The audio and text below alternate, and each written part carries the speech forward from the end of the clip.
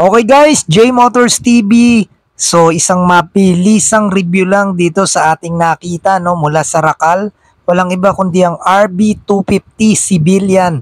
So isang adventure bike. So meron tong 249cc single cylinder 4-stroke, naka oil cooled.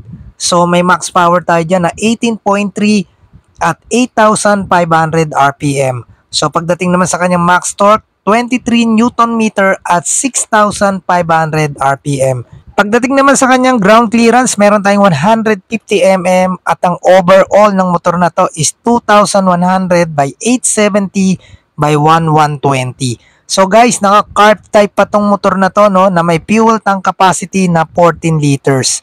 So pagdating naman sa kanyang wheelbase, 1,380. Pagdating naman guys sa kanyang gross weight, meron tayong 155 kg. So guys, napaka-forma ng adventure bike na to ha. May mga kasama na yung top box at saka yung box niya sa gilid pag binili nyo. Then, naka-LED yung mga ilaw niyan.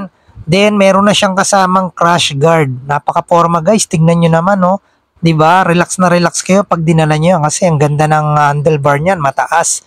Sa halagang 105,000 pesos at magda-down lang kayo ng 10,500 sa 36 months naman for 174.